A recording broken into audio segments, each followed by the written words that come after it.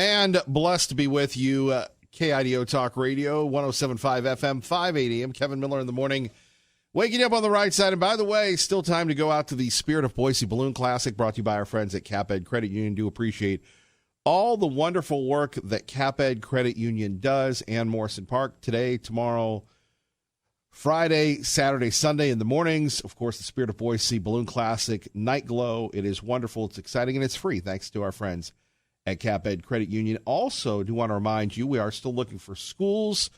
And, every year, 20 schools, the only show in the nation that does it, 2020. We will be there promoting education and talking to the kids, and really looking forward to getting back out in front to our friends at Columbia High School. We look forward to being there, maybe not this week, but coming up very soon. And so appreciate Columbia and Eagle and all the others, Compass, all the others that have already signed up for another fall season. Joining us now to talk a little bit about, the future of education is Mary Grauber. Mary, thank you for joining us.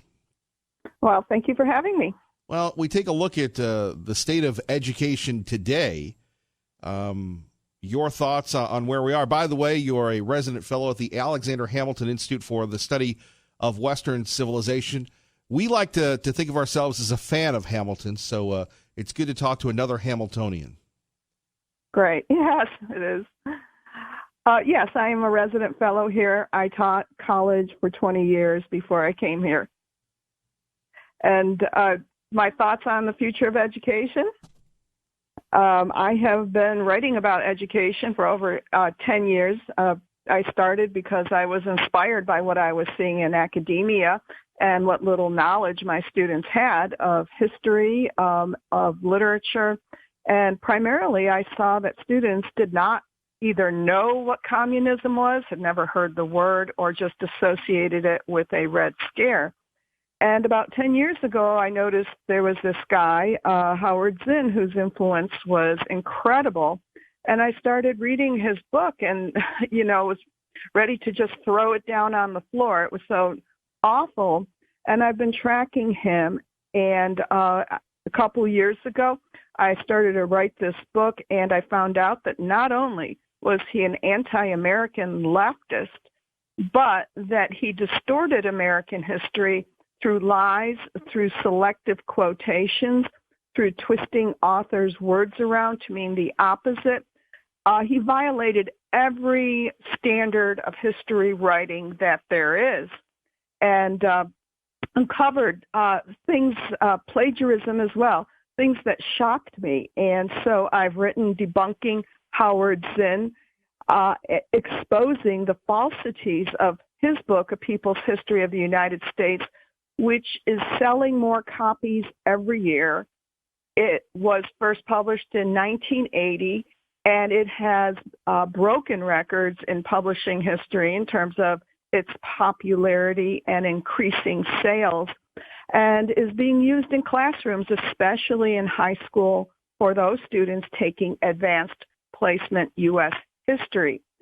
So I wanted to provide this resource for people who may encounter Howard Zinn's books, or students, parents, grandparents, citizens who are alarmed by where they're seeing the country going, when they hear such words coming out of Alexandria Ocasio-Cortez that can be found in Howard Zinn's book.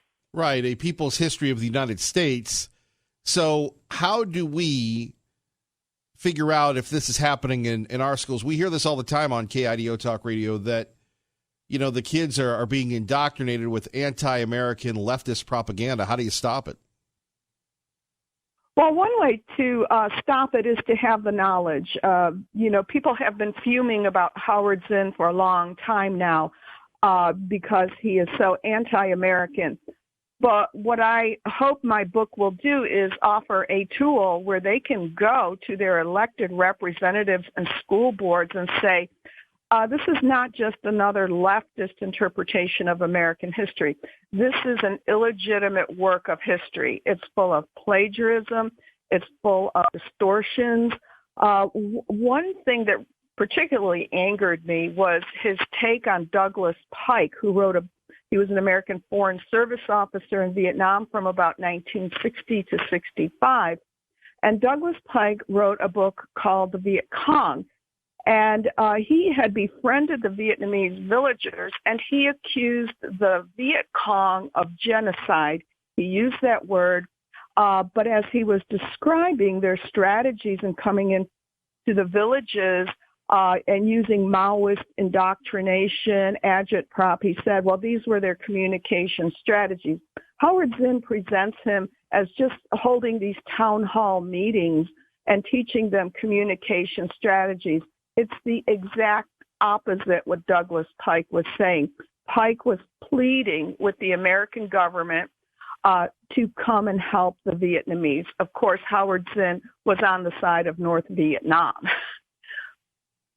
Again, it's amazing that this has happened in our America. So when we take a look at what else we can do, what about kids that have graduated? Well, they've probably learned these things, and I think it would be very helpful for them to read my book, decide for themselves. I've got almost 1,000 footnotes there. I've gone to Zinn's papers at New York University, gone to Emory University to do research, the Library of Congress, the Martin Luther King Jr. Center. Take a look at it and then look back at Howard Zinn's history.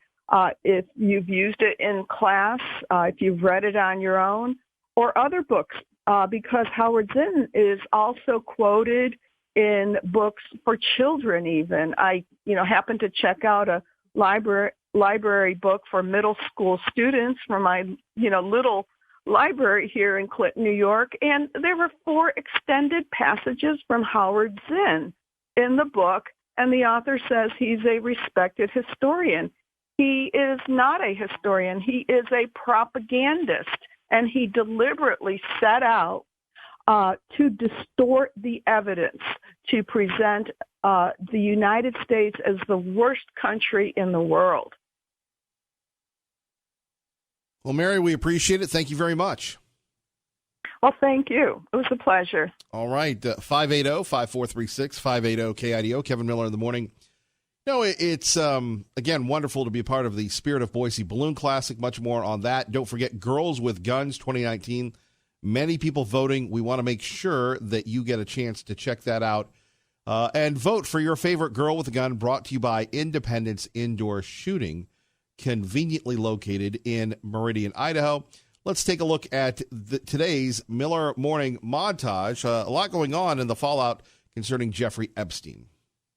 It was both empowering and infuriating to know that the person who I needed to hear those words is not here to hear them. All I'm going to say is today is a day of power and strength. I wanted to thank the judge for letting us speak, having some closure. It's still going to be a rough road, but I also wanted to thank all the survivors that had reached out to me as well and telling me their stories. It really means a lot. I'm here for anyone. I began my massage, trying not to let him smell my fear and obvious discomfort.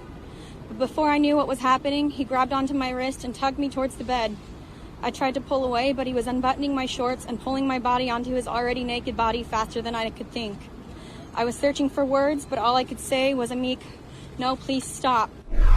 I just wanted to thank everybody for their constant support during this really difficult time. It was so powerful in there, hearing all the other victims. And there we have it. It's something that we don't want anyone to go through. And here you have these beautiful young people. And these people are getting a lot of national coverage, right? A lot of national attention. And that's great. But there are many people that are victims of sexual assault that don't get the attention, that don't get the support. And that's where we come in. That's where we make a difference. That's where we offer them prayer. We offer them support. We offer to hold those people accountable, right? Since it is the first week of school, let me just say something that has really been inspiring. And I don't know if you've been on social media, on the Facebook. This is one example of journalism of social media doing something good. And I put it on my Kevin Miller Show page. And it's a picture of two little boys. One little boy, white.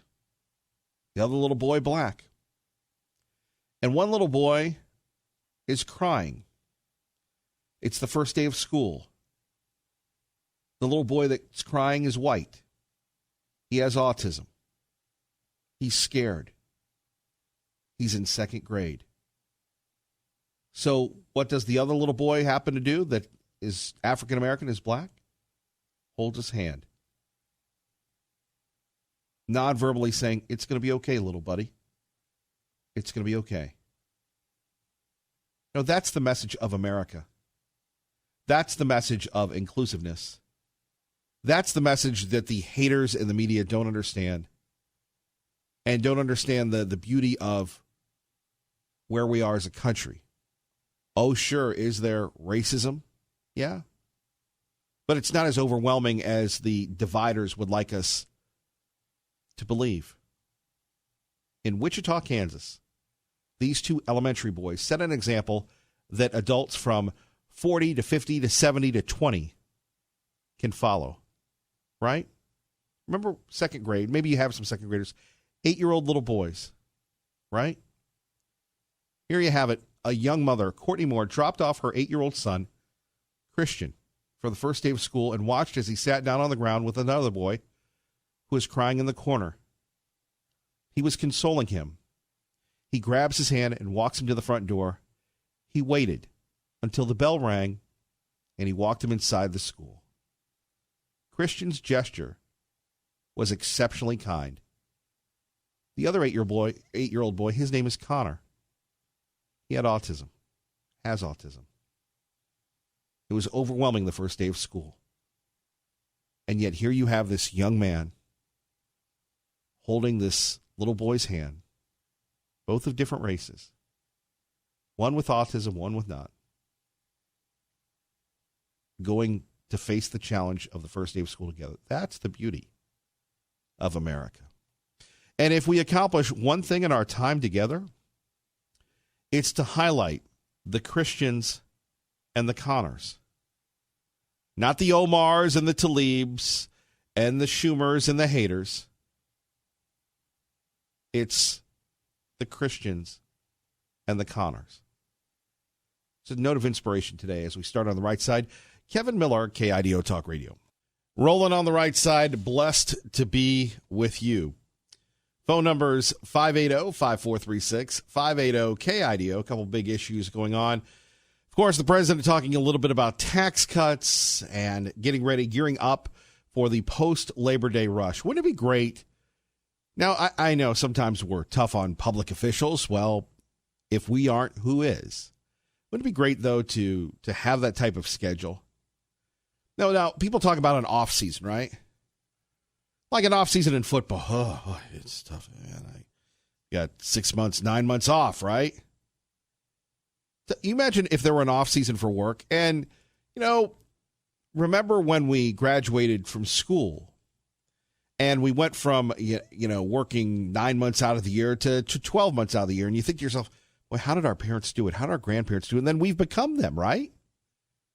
We've become them, which is crazy. And there is no off season for the working folks. By the way, it's going to be incredibly hot today. We'll have Larry's forecast in a second. Going to be incredibly hot.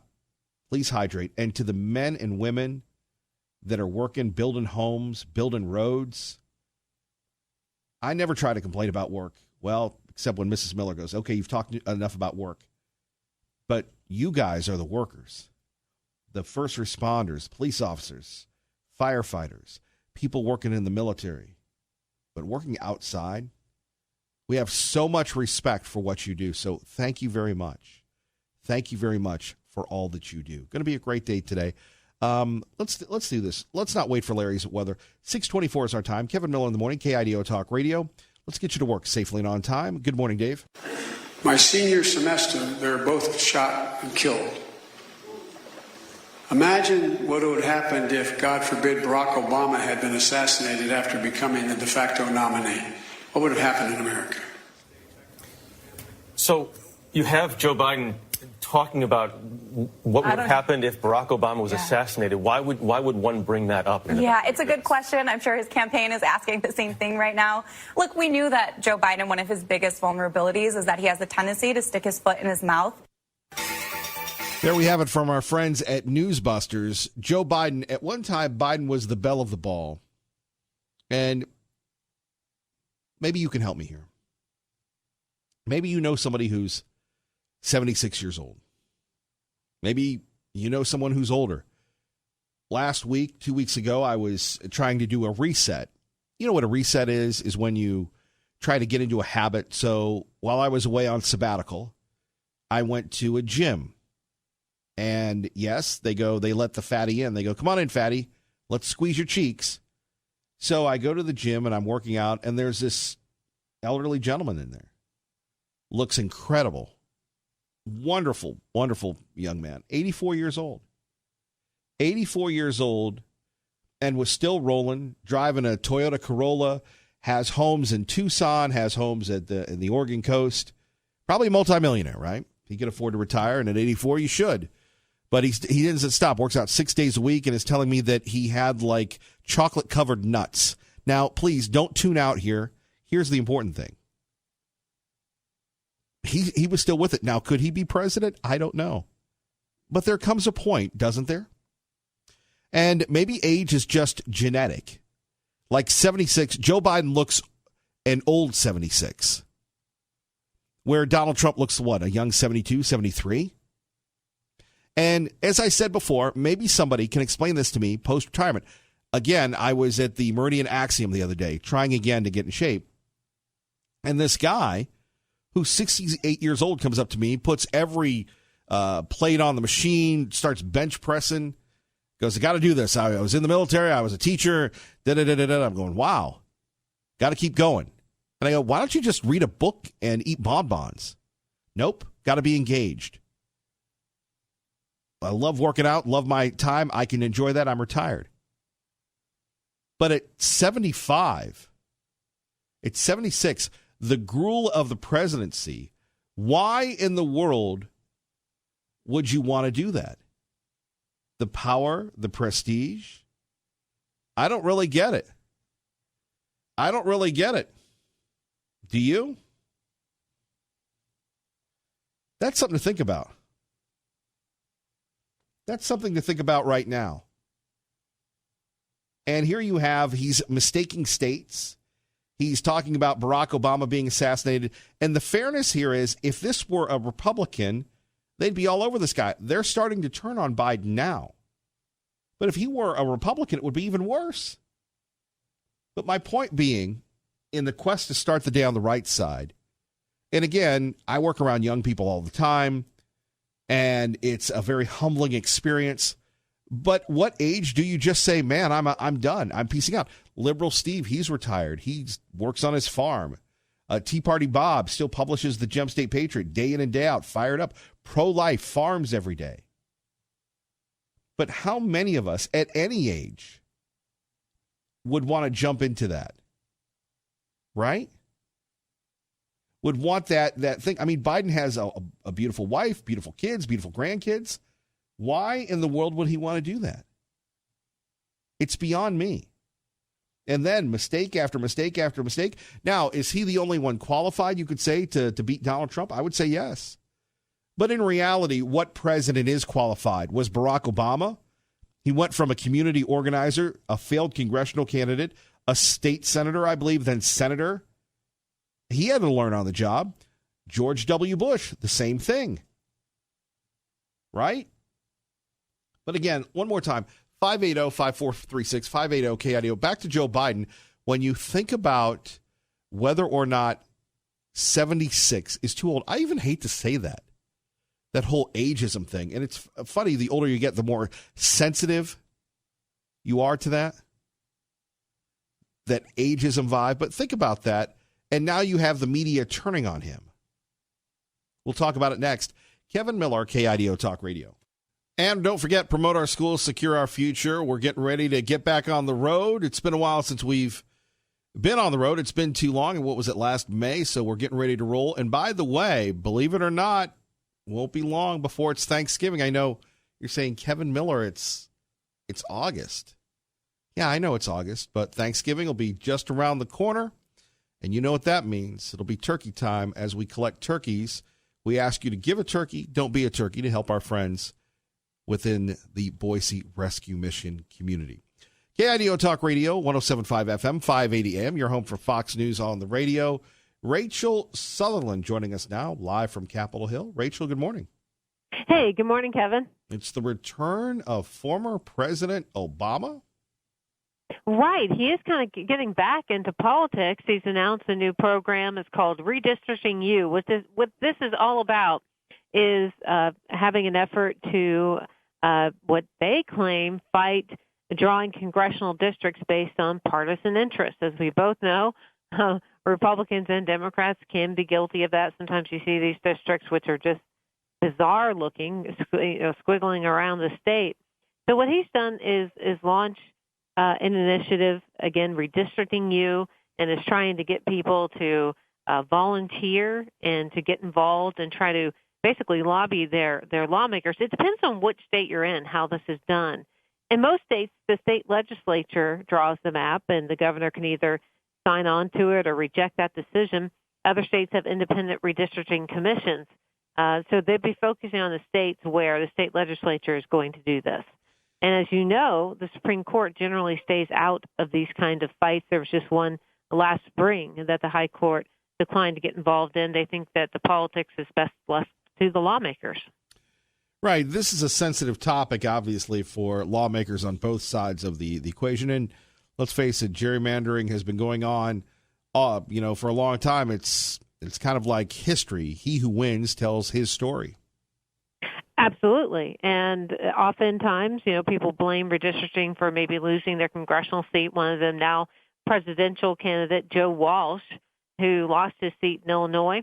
He rode the Tea Party wave in 2010 and then was ousted 2 years later by Tammy Duckworth, but there was some redistricting going on in that time. So you say you win in one district and then they change the district, well, that's going to change your strategy a lot and your electorate a lot. So that makes it difficult to be able to keep your seat. So it's going to be a big fight. I mean, that's why the 2020 census was so important and is so important, is that it's used to help draw these congressional districts. And we'll be hearing more about this in 2021 when all this goes on. And I wouldn't be surprised if there are definite court challenges depending on how some of these districts are redrawn. Now, as a fan of the legislative process, you get paid to cover the legislature. It just seems that everything is litigated lately. In the old days, you'd let Congress decide these things. Yeah, but I mean, the judicial system is a co-equal branch of government. So if you can't decide something in Congress, or if there's a fight between the Congress or the executive branch, that's the only place to go. And we are seeing, I think, more of that these days. A lot of fights. Pretty much anything the White House does, there's a lawsuit, like fighting this idea of doing away with the Flores Agreement. There's a lawsuit going on right now over that. So sometimes, though, it goes in the administration's favor. Sometimes it doesn't. In this case, it would be a slow, I guess, sort of a slow process, winding its way through the courts. And then it's a long shot going with the U.S. Supreme Court because, as I mentioned, they don't usually get involved in these decisions. Even, really compelling arguments on both sides, they've generally stayed out of it. Rachel, anything else we should be on the lookout for? I'm really waiting for Congress to get back to work. I'm sure you missed them. They're coming back. In fact, the House Judiciary Committee is going to come back a little early next week. Oh, right. Start taking up legislation like gun proposals, things like that. And then they return, and it'll all be about doling out the money that they set aside in that budget they passed. That's where the real fight comes in. I mean, they were able to get this 2-year deal that would potentially, avoid things like continuing resolutions, but we could still be facing that if they can't decide exactly where all the money is going to go. Rachel, always appreciate it, and thank you very much. We'll see you next month, Kevin. by the way. All right. Apparently that made an impact on her. Liberty Linda joins us now, KIDO Talk Radio. Good morning, Liberty Linda. Good morning, our wonderful Kevin Miller. Well, bless your heart. Where would we be without you every morning? We could be going bonkers, climbing the wall. Where would I be without you guys every morning? I'd be going bonkers. I think we all belong together. Anyway, I still think that Biden will win on the Democratic side. Kevin, they're also leftists, and I think most of the Democrats here in the United States are not that left. They just can't go with the others. That's why I continue to say I think Biden will win. I think, probably he'll be Biden-Warren because there is no selection. Now, wait a minute. I'm going to take issue with you. Oh, really? Yes, okay. I am. All right. This guy can't even tell the difference between the state of New Hampshire and the state of Vermont. He can't. He doesn't. Yes, I understand that, but one is a Bernie Sanders socialistic liberal state. The other at one time was conservative. So I see your point, but he makes a lot of mistakes. He doesn't seem to be with it. Now, age is all relative. Look at how hip the president is and how engaged the president is, comparatively speaking to Joe Biden. He's amazing. How can he stand there and talk for 3 hours? He has thousands of people around him, and he can still stand there. I don't even see him move from side to side. How does he do it? He is in such good shape. And, it's just amazing to watch our president. No matter where he goes, what he does, I think he actually helps with other countries. Anyway, I'm sorry, Kevin. Go ahead. I was just listening to you. And I'd much rather listen to you. But anyway, so that's the way I look at it. And, of course, let's see, who am I going to vote for? Yeah, President Trump. He has helped our country. He saved our country, Kevin. We didn't have him as president right now. Who would know where our country would be? It was going in the wrong direction. So I'm so thankful for our wonderful president. And I sincerely mean it. Well, I'm glad you just don't say that. You sincerely mean it. But anyway, I just wanted to know who Liberal Steve is voting for on the Liberal side. Wow. Yeah, now that's an interesting question. I'd like to find out who he's voting for. If he makes that decision before he has his mushrooms in the morning, or if he makes that decision after he has his mushrooms. So that's a good question. That is. Liberty Linda, bless your heart. You take care. We missed you yesterday. I wasn't feeling very well yesterday, so. Well, anyway. See, I missed you. We're glad you're back, all right? I have great health, but last week I was not feeling very well. But, okay, I'm excited to hear the rest of your show, Kevin. I'm as excited as well. We'll see what happens. Okay, let's do. Okay, bye-bye. Bye-bye. It's an early day for pro-life. Kevin Miller, KIDO Talk Radio. Good morning, pro-life. Yeah. Legislative redistricting is probably one of the most important. It's one of the most important things that happens in government, and it's been wrong since 1965. In Reynolds versus Sims in 1965, the Supreme Court said that all legislatures of the United States had to be reapportioned on a population basis, not on a county basis, and so counties have no influence anymore on legislatures. And Article 4, Section 4 of the Federal Constitution says every state is ensured of a Republican form of government. That means geographical representation. We've never had that since 1965, and we're all messed up. And you don't have gerrymandering if you have constitutional federal Article 4, Section 4 districting, because it's done according to the counties. And so that's what we need to go back to, but you don't even know anybody that knows that. Well, everybody wants to go back to court, man. Again, look, now, you and I are friends. Yeah. So I'm just going to say this to you as a friend. Right. Look at the Idaho legislature, okay? Right. The governor, and look, I don't begrudge the governor. He's the governor. He runs the show. He goes, look at here, my little lovelies. We're going to do this during the legislative session. And what do? They go, yes, governor, we'll do whatever you want. And you're thinking, now if pro-life were there, Kevin Miller, Tea Party Bob, Liberty Linda, we'd say, you're not the boss of us. But you have everybody go, we want to get along. Now, if people find that turns them off, I apologize. It was for entertainment purposes only. But you know what I'm saying here. KIDO Talk Radio, you see that in Congress where they go, Mr. President, you're not the boss of us. But locally, we don't see that.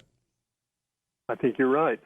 You've described our legislature correctly. They're afraid of the governor, or they're overly respectful, or they think that he knows more about it than they do, and they shouldn't do that. They shouldn't be in the legislature unless they know what they're doing. And they don't know what they're doing.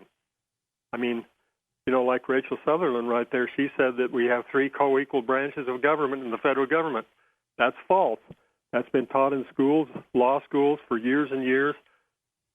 The Congress is the superior branch. Congress can remove any member of the executive branch or the judicial branch. And they can withhold funds. They can rearrange courts. They can do anything they want to. And the other 2 branches cannot overcome that. Well, that's gone the way of the wind, old friend. Yeah, I know. Well, I mean, we've destroyed our Constitution, but all of these idiot Republicans are running around saying they're constitutionalists, and that's a big lie. Wow.